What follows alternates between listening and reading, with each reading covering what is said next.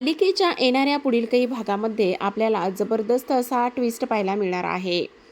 गौरीच्या मुलीवर बिनबुडाचे आरोप करणाऱ्या कामिनीचं अन्नपूर्णाने थोबाड फोडलेलं असतं. ते सुद्धा अक्षरशः सर्वांसमोर थोबाड फोडलेलं असतं. जी कामिनी, रागिनी आणि त्याचबरोबर अनिका ह्या आता तिघी जणी जे पुरावे जमा करून कमळी ही अन्नपूर्णाची मोठी नात नाही ह्या गोष्टी सांगण्याचा जो काही प्रयत्न करत होत्या तोच प्रयत्न आता इकडे धुळीस मिळालेला असतो. कमळीने अशी काय शक्कल लढवलेली असते आणि ज्यामुळे मात्र आता इकडे कामिनी तोंडावर पडलेली असते आणि तोंडावर पडल्यानंतर इथे आता अन्नपूर्णाने कामिनीचं थोबाड फोडलेलं असतं. ह्या सगळ्या गोष्टी आपल्याला या आजच्या ट्विस्टमध्ये जाणून घ्यायच्यात, पाहायच्यात. त्यामुळे व्हिडिओ शेवटपर्यंत नक्कीच पहा. तर आता प्रेक्षकांनो, आतापर्यंत आपण मालिकेमध्ये पाहतोय की आता इथे जी काही अनिका आहे त्या अनिकाने फार मोठी माती खाल्लेली असते. त्या अनिकाने असं बोलता बोलता निंगीला सांगितलेलं असतं की आता कमळी आणि तुझी गावाकडे लवकरच रवानगी होणार आहे. काही जरी झालं ना तरी सुद्धा माझी ग्रॅनी आजी आता इकडे तिचा पॉट जो आहे तो फोडणार आहे. आणि हीच गोष्ट आता इकडे निंगी कमळीला सांगू लागते. ती कमळीला म्हणत असते, कमळे तुला समजत नाहीये. तुला एक गोष्ट मी सांगते. इकडे ती अनिका असंच बडबड करत नव्हती. ती अनिका ह्या सगळ्या गोष्टी बोलत होती म्हणजे ह्या सगळ्या गोष्टीमध्ये नक्कीच काहीतरी तथ्य असेल. तुला हे सगळं काही समजायला हवं कमळे. त्याच वेळेला आता कमळी म्हणत असते, नेमकं काय असेल ग? तेव्हा ती म्हणत असते, बहुतेक ना तिच्या खोलीमध्ये नक्कीच काहीतरी असेल. ते आपल्याला शोधायला पाहिजे. मला तर असं वाटतंय की ती नक्कीच काहीतरी पुरावे घेऊन आली असेल.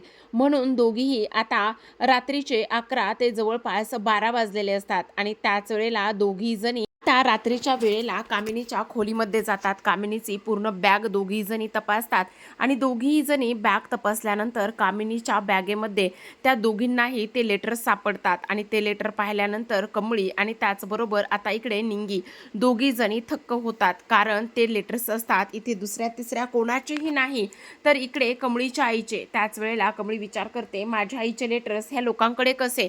नेमका हा सगळा काही काय प्रकार आहे? हे सगळं नेमकं कसलं आणि काय गुपित आहे असा इकडे ती आता विचार करू लागते. त्याच वेळेला निंगी म्हणत असते, हे बघ कमळे, आत्ता भावनिक होऊ नकोस. आत्ताच्या आत्ता हे सगळे लेटर घे आणि आत्ताच्या आत्ता हे सर्व लेटर घेऊन ताबडतोब इथून आपण निघूया, असं सुद्धा आता इकडे ती बोलत असते. त्याच वेळेला आपण पाहतो की आता हे लेटर घेऊन त्या दोघी जणी तिथून निघालेल्या असतात आणि ते लेटर घेऊन दोघी जणी निघाल्यानंतर आता इकडे जी काही निंगी आणि त्याचबरोबर कमळी म्हणत असतात, आता बस म्हणा बोंबलत. खरं तर ही कडू आजी ना फारच डोक्यात जायला लागलेली आहे. काही जरी झालं ना तरी सुद्धा हे जे काही लेटर आहेत ना हे लेटर तिच्या हाती लागायला नकोच होते. बरं झालं निंगे, तू वेळीच त्या इकडे अनिकाचं बोलणं ऐकलंस आणि वेळीच तिचं बोलणं ऐकल्यानंतर हे लेटर आपल्या हाती लागले आहेत. तू अगदी योग्य केलं आहेस, असंच आता इकडे कमळी निंगीला म्हणत असते. त्याच वेळेला निंगी म्हणत असते, माझ्या मैत्रिणीसाठी मी काही करेल, असं म्हणून दोघी आता खाली निघून जातात. त्याच वेळेला आता कामिनी ढाराढोर ढोरत असते आणि ढाराढोर ढोरत असताना तिला एक भयानक स्वप्न पडतं. त्या स्वप्नामध्ये ती पाहते की आता इथे होळी पेटलेली असते आणि होळी पेटल्यानंतर इकडे आता कामिनी म्हणत असते, अन्नपूर्णा वहिनी, मला तुला फार मोठी गोष्ट सांगायची. राजनने ज्या मुलीला तुझी मोठी नात म्हणून घरात आणला आहे ती मोठी नात तुझी नातच नाहीये. त्याच वेळेला आता इकडे कमळी रडायला लागलेली असते आणि अन्नपूर्णा म्हणत असते, काय बोलतेस काय तू कामिनी? जरा विचार करून ह्या सगळ्या गोष्टी बोल. त्याच वेळेला आता कामिनी म्हणत असते, हो मी अगदी बरोबर बोलते. तेव्हा राजन म्हणत असतो, आत्या बाद झालं, हे असले बिनबुडाचे आरोप मी खपून घेणार नाही. त्याच वेळेला आता कामिनी म्हणत असते, नाही नाही नाही नाही नाही नाही, मी अजिबात बिनबुडाचे आरोप अजिबात करत नाही. माझ्याकडे ह्या सर्व गोष्टींचा पुरावा आहे. त्याच वेळेला आता इकडे तिथेच बाजूला सरू म्हणजेच गौरीसुद्धा दुरूनच ह्या सगळ्या काही गोष्टी इथे पाहत असते. आता इकडे कामिनी म्हणत असते, तेच मी तुम्हा लोकांना सांगण्याचा प्रयत्न करते. ही जी काही कमळी आहे ना, ही कमळी इथे आता जो काही राजन आहे ना, राजनची मोठी मुलगी नाहीच आहे. हेच ते लेटर आहेत, असं म्हटल्यानंतर आता अन्नपूर्णा समोर ते लेटर पकडलेले असतात. त्या लेटरमधलं दोन्ही अक्षर वेगवेगळं असतं आणि जेव्हा अन्नपूर्णा ते लेटर पाहते आणि तेव्हा लगेच आता अन्नपूर्णा इथे कमळीला म्हणत असते, काय गं कमळे, हे सगळं खरं आहे? त्याच वेळेला कमळी म्हणत असते, अहो आजी, तुम्ही ह्या कडू आजीवर कशाला एवढा विश्वास ठेवायला लागलाय? खरंच ही कडू आजी खरं बोलते असं तुम्हाला वाटतंय का? असं सुद्धा आता इकडे कमळी बोलू लागते. त्याच वेळेला आता इकडे आपण पाहतो की जे काही अन्नपूर्णा आहेत त्या अन्नपूर्णा मात्र कामिनीचं सणकण थोबाड फोडवत असतात. अशी जोरात कानाखाली मारतात की काही विचारूच नका. त्याच वेळेला सगळेजण चक्क होऊन पाहतच असतात.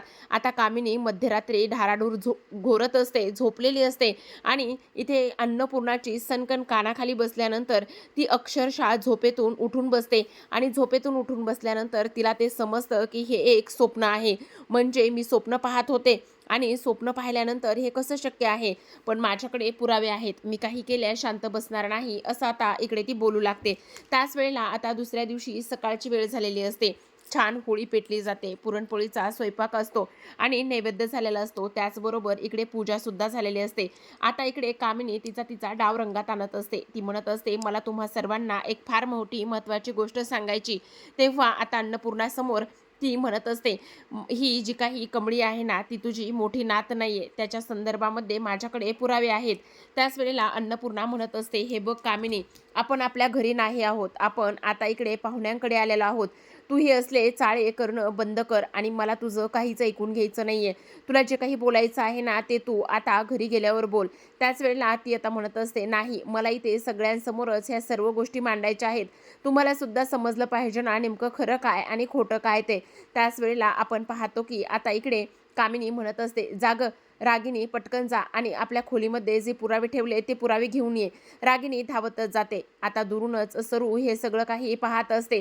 ती विचार करते, नाही, ह्या सगळ्या गोष्टी अशा व्हायला नकोयत. हे सगळं काय होतंय? काय करू मी? कशा पद्धतीने हे सगळं थांबू? असं आता इकडे ती बोलत असते. काही जरी झालं ना तरी सुद्धा इथे माझ्या कमळीची अशी नाचक्की होता कामा नये. माझी कमळी ही खरीच कमळी म्हणजे माझ्या राजांची आणि माझी मुलगी आहे. अन्नपूर्णा मॅडमची ती नात आहे, असं सुद्धा ती इथे बोलत असते. मग हे सगळं असं कसं होतंय? मला काही करून हे थांबवावं लागेल, असा ती आता इथे विचार करू लागते. त्याच वेळेला आता इकडे रागिनी धावतच येते. रागिनी धावतच आल्यानंतर म्हणत असते, अगं आई, खूप मोठा इथे गोंधळ झालाय. तेव्हा ती विचारते, काय गोंधळ झालाय? अगं आई, आपल्या इथे ते पुरावेच नाहीयेत. असं म्हटल्याबरोबर आता सर्वांना हसायला येतं.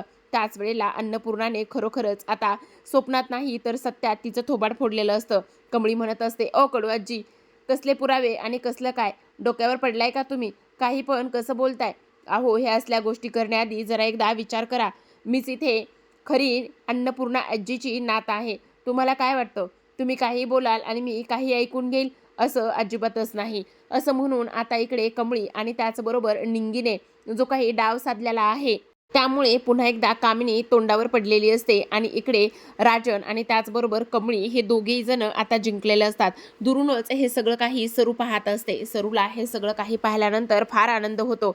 सरते शेवटी काय, तर इकडे आता अन्नपूर्णा पुन्हा एकदा कमळीला मिठी मारत असतात आणि दुरूनच उभा राहिलेली जी सरू आहे ती ह्या दोघींवरूनही आता दृष्ट काढत असते. कोणाचीही आजी नातीच्या ह्या नात्याला कोणाचीही नजर लागू नये अशीच प्रार्थना करत असते. तर पाहत रहा कमळी. भेटूयात पुन्हा एका अशाच नवीन ट्विस्ट सोबत. तोपर्यंत धन्यवाद.